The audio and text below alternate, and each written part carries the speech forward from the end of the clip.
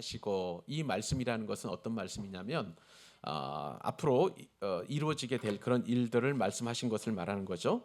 예수님께서 이제 고난의 십자가를 지시기 위해서 제자들에게 어떠한 일이 일어날 것인가를 충분하게 말씀하시고 나서, 그리고 겟세마네 동산에서 기도를 하셨습니다.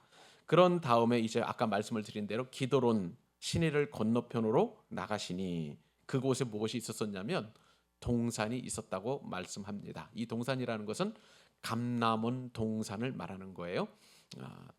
감람이라는 것은 여러분 잘 아시는 것처럼 올리브 동산이 되겠죠. 그러니까 이 기도론 시내 건너편에 있는 감람 동산, 그것이 이제 성경에서는 겟세마네 동산이라고 그렇게 표현되어 있는 것이죠. 자, 그곳에 있었었는데 그곳에 제자들과 함께 들어가시니라라고 그렇게 표현하고 있는 것을 보게 됩니다. 이 감람산 혹은 겟세마네 동산에 예수님께서 함께 들어가시게 되었는데, 그곳은 어떤 곳이었냐면 가끔 예수님께서 제자들과 그리고 모이시던 그런 곳이었습니다. 지금 예수님과 11 제자가 함께 이동을 하셔서 이곳으로 들어가시게 되었는데, 한 사람 빠진 사람이 있습니다. 예수님의 제자 중에서 누구일까요? 가룟 유다죠. 가룟 유다가 지금 빠져가지고, 가룟 유다는 그때 어떤 일을 하게 되었냐면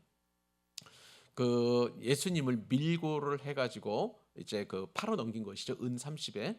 그래가지고 팔아 넘기는 그 시점에 예수님과 제자들은 이 감람동 겟세마네 동산에 가셨는데, 그곳은 제자들과 항상 함께 친교하시고 말씀을 나누시고 하던 그런 친교의 장소였기 때문에 이 가롯 유다도 예수님께서 보통 어디 가셨느냐 생각을 하면 항상 이 감람남 동산을 떠올리는 것이죠. 그래서 이 올리브 동산으로 자연스럽게 그렇게 자기와 함께 예수님을 체포하러 가는 그런 사람들을 그렇게 데리고 갔던 것을 보게 됩니다. 이 기드론 계곡은 평상시에는 비가 오면 시냇물이 흘러가는 그런 어떤 곳이지만, 그러나 건기 때에는 이 시내가 다 말라버리는 거예요. 그러니까 보통 이것을 와디라고 이야기를 하지 않겠습니까? 그 와디 건너편에 있는 그 동산인데, 여하튼 그곳에 예수님이 계실 거라고 짐작을 하고 가롯 유다가 이제 사람들을 데리고 가는데, 사람들이 누구냐면 3절에 보면 유다가 군대와 대제사장들과 바리새인들에게서 얻은 아랫사람들을 데리고 그렇게 갔다고 성경에 기록되어 있습니다. 여기서 군대라는 것은 헬라어 말로 스페이라라는 그런 단어를 쓰는데요. 보통 로마 군대의 어떤 병영 체계가 이 스페이라, 이 군대라고 불려지는 이 군대 단위. 지금 대한민국 군대 단위는 뭐 소대가 있고 중대가 있고 대대가 있고 하는 그런 어떤 군대 재편이 있죠. 이 스페이라라는 이 단어는 대략 한 600명 정도의 군사를 이야기하는 것입니다. 그러니까 600명이 다 갔는지는 모르겠습니다만, 하여간 예수님을 체포하러 가기 위해서 로마 병정 수백 명을 데리고 간 것이고요. 그것도 모자라서 어떤 사람들을 데리고 갔냐면 대제사장들의 부하들, 그리고 또 바리새인들의 수하들을 다 데리고 엄청나게 많은 인원이 예수님을 체포하기 위해서 지금 그렇게 간 것입니다. 그런데 그들이 갔을 때 그냥 간 것이 아니라 등불을 다 들고, 왜냐하면 아직 날이 밝지 않았기 때문에 지금 캄캄한 여명이 밝아오기 이전에 그런 새벽이었기 때문에 등불을 가지고 갔고요, 횃불도 가지고 갔고, 또 무기도 가지고 간 것을 보게 됩니다. 자, 누구를 체포하러요? 예수 그리스도를 체포하기 위해서 그렇게 수백 명의 사람들이 데리고 간 것을 보게 됩니다. 아마 이제 예수님을 고발했던 그 대제사장들과 바리새인들은 빌라도가 그때 당시에 이제 이 예루살렘에 와 있었었는데, 보통 빌라도는 어디에 있었었냐면 가이사랴에 있는 것이 보통입니다. 그런데 6월절에 수많은 유대 엄청나게 많은 인파가 예루살렘 성전에 모여서 6월절 절기를 지켜야 되기 때문에, 만약에 거기서 밀란이 일어나거나 폭동이 일어나면 안 되기 때문에 가이사랴에 주둔해 있던 로마 병력들을 데리고, 지금 여러분의 도표에 보시면 안토니오 성이라는 곳이 있습니다. 거기서 주둔을 하고 있는 것이 로마 병의 주둔지인데, 그곳에서 지금 수백 명의 군사들을 데리고 대제사장들과 그리고 바리새인들의 제자들을 수하들을 데리고 예수님을 체포하러 간 것이죠. 자, 이런 상황 속에서 아마 모르긴 몰라도 대제사장들은 빌라도를 잘 꼬드겼을 것입니다. 자, 원래 그 예수 그리스도를 잡으려고 하는 그 명목이 메시아, 그러니까 유대인의 왕이라는 그런 어떤 그 명목을 가지고 지금 예수님을 체포하기 위해서 그랬는데, 빌라도 입장에서도 보면 예수님이 유대인의 왕이라고 하니까 또 왕이 예루살렘 성에 입성하게 되면 엄청난 밀란이 일어난 것, 어젯밤에 이제 낮에 다 본 것 아니겠습니까? 그러니까 성경상의 그 기준으로 보게 되면 엄청나게 많은 사람들이 동요하고 그리고 호산나 외치고 그리고 열렬하게 환영을 하니까 가만히 있어서는 안 되겠다 싶어가지고 대제사장들의 그 이야기를 듣고 빌라도가 이렇게 수많은 병사들을 보내어서 예수님을 체포하러 가는 그런 상황 가운데 놓이게 되었습니다. 자, 이런 어떤 상황에서 이제 긴급한 긴박한 그런 상황들이 이제 그 예수님을 잡으러 가는 그런 상황이었었는데요.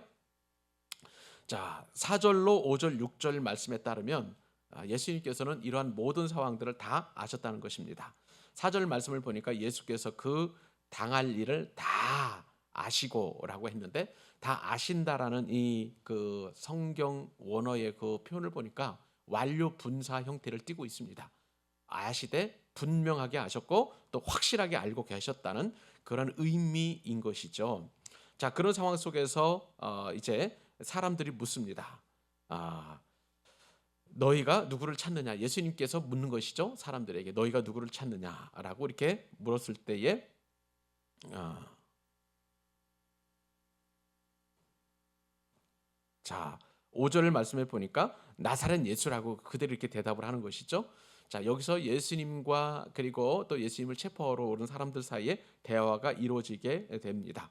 자, 그렇게 말씀하셨을 때에 나사렛 예수라고 그렇게 이야기하니까 예수님께서 뭐라고 말씀하시면 내가 그니라라고 그렇게 이야기합니다.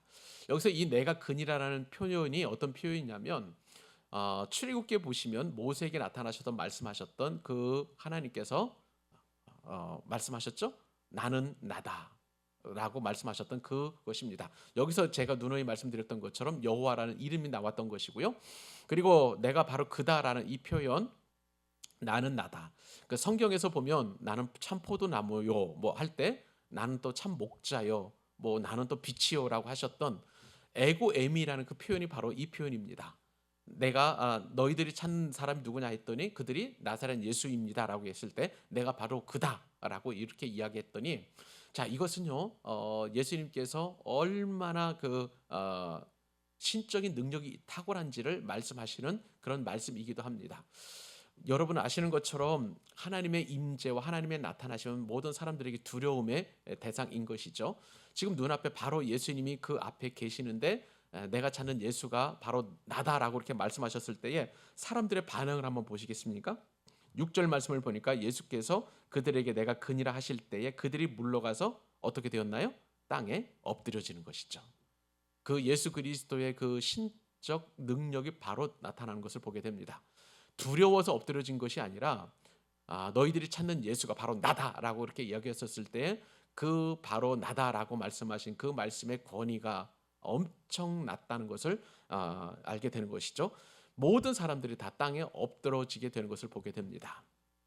물론 여기서 어떤 뭐 땅이 지진이 생기거나 또 어떤 천지가 바뀌고 이런 상황은 아니지만 예수님의 말씀의 권위가 그들을 엎드러지게 하는 엄청난 그런 위험으로 나타나게 된 것을 그렇게 보게 되는 것이죠.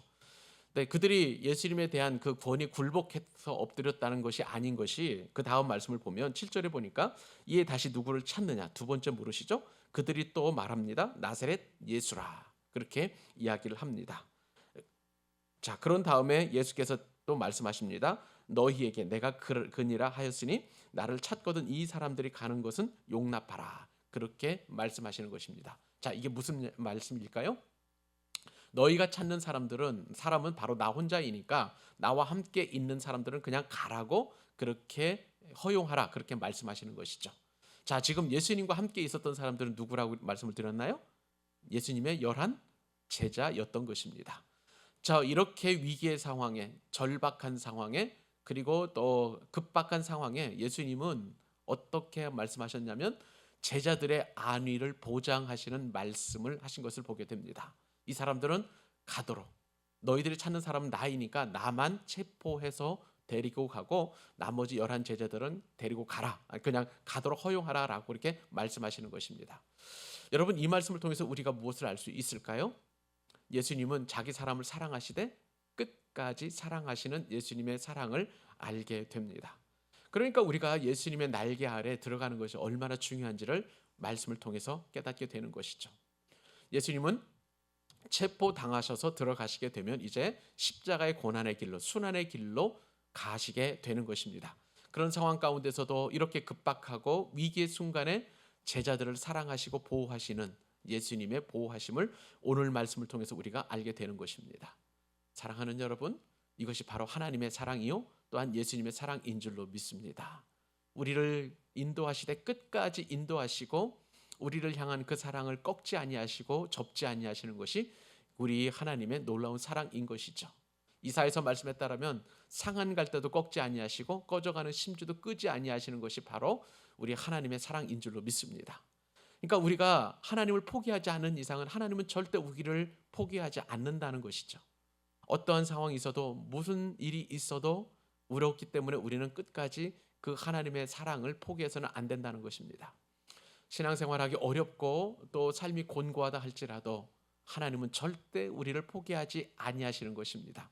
불꽃 같은 눈동자를 우리를 보호하시는 그 사랑의 하나님을 우리도 끝까지 붙잡는 것이 우리에게 얼마나 유익하고 얼마나 은혜가 되는지 오늘 말씀을 통해서 또한 깨닫게 되는 것이죠.